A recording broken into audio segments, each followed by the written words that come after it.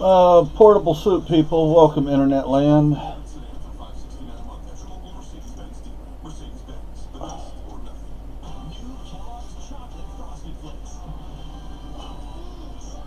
I'm letting it dry on this. This is one of those newfangled things you put over your frying pan, your skillet, whatever you want to call it, to keep it from spattering, like if you're cooking bacon or something.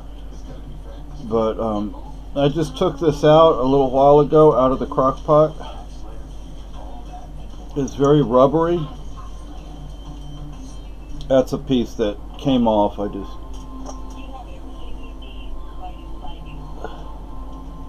And that's the bottom of it. Actually, I think that was that was the bottom. That was on the bottom of the crock pot, and then that was on top. Is that a hair over there? My hair gets everywhere. So what I'm doing now, and I'm letting it sit on this. It's kind of thick in some areas, but it's really thin on this side. It's thin on that side, thick on that side. But I'm going to let the air, go over it. I may even put a fan over or to blow on it. I don't know. And the beautiful woman in the other room there, she commented that something about, she's happy, she's glad that it wasn't, this wasn't going to be dinner because it took like 3 days to make.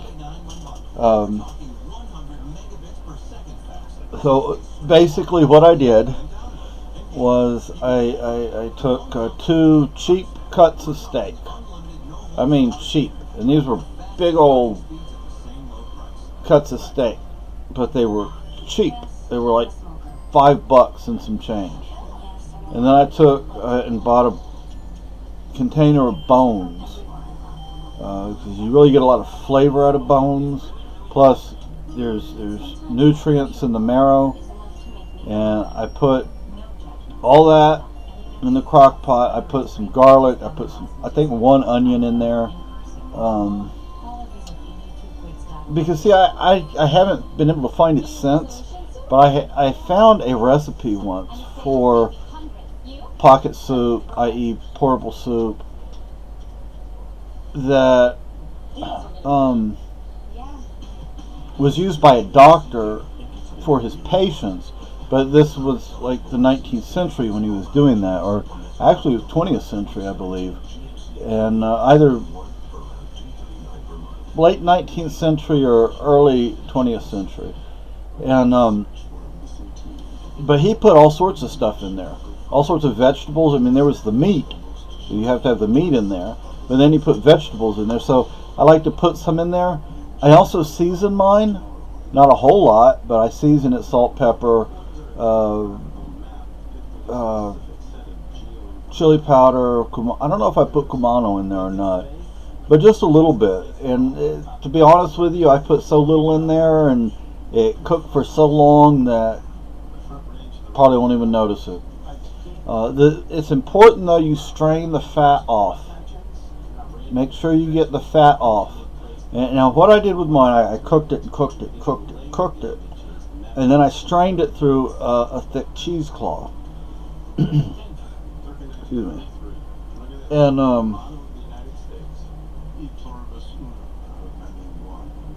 once I did that,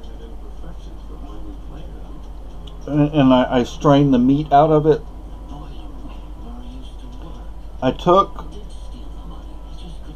the meat, put it back in the crock pot, put a little more water in there, and cook that down a while, about maybe about half a day, and then I strained the meat out again, and then I took all of the broth that was left, and I cleaned out the crock pot, because you don't want any pieces of meat or anything in there, and I cleaned it out, and then I made sure it was strained good, because you have to strain it maybe 2 or 3 times. Then I put it back put the liquid, that is the broth, back in the crock pot. And I cooked it and cooked it and cooked it and cooked it. And from time to time I would stir it. Now initially there was a lid on it, but eventually I took that off because you want it to evaporate. And you keep a lid on it, it's going to take even longer to cook down. So it cooked down to this. Okay? And now this has to dry.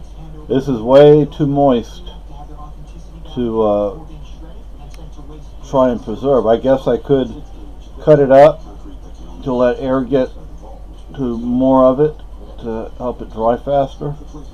But like I said, that's kind of thick right there, kind of thin over there.